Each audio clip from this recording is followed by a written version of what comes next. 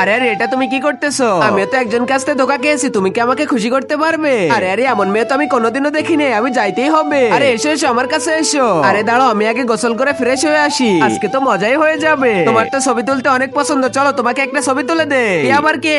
এটা তো হলো আমার মা। আরে বাপরে আমি তো ফেসে গিয়েছি, তোমরা একদম আমার কাছে আসবে না, না হলে কিন্তু এখান থেকে আমি ঝাঁপ দিব। তোমাকে তো ওই বদমাইশকে ধরার কথা ছিল, তুলি তো ওকে অনেক কষ্ট করে বাসায় নিয়ে আসছিল। ও তো আমার ক্লাসে পড়ে, চাইলে ওর ঘরের অ্যাড্রেস আমি দিতে পারি। মা দেখো আমি বাড়িতে চলে এসেছি। আরে আন্টি এখানে? এটাই তো হলো আমার ছেলে, এই বছরই কলেজে ভর্তি হয়েছে। তো আমার ছেলের সাথে আপনি কি কথা বলবেন? আপনি একটু বসেন, আমি একটু চাউল নিয়ে আসি তারপরে কথা বলবো। আরে আন্টি আপনি এখানে কেন? তুমি যে আমার মেয়ের সাথে নোংরামি করেছো এটার ফল তো তোমাকে ভুগতেই হবে। আর তুমি যে আমার মেয়ের সাথে যেটা করেছো এখনই তোমার মাকে আমি সব বলে দিব। তখনই তো সঞ্জয় লুকিয়ে তার মায়ের ছবি নিতে যায়, কিন্তু তার মায়ের তো ছবি সে কোনো মতেই তুলতে পারে না। মা এখন তোমাকে আমি একটা সত্যি কথা বলতে চাই, কালকে তো মেট্রো ট্রেনে আমি একটা সুন্দর মেয়ে দেখি, ওটা তো আমার মেয়ে ছিল আর লুকিয়ে তো এই ছবি নিয়েছিল। সে তো তোমার ছেলে। আরে বদমাইশ এটা করো বাইরে গিয়ে তুমি, তোমাকে আমি এত বড় করে সেসব করবে বলে আপনি তো ভুল ভাবতেছেন। আপনার ছেলে তো ওই মেয়েটাকে উচিত শিক্ষা দিয়েছে, তারপরে যা হলো।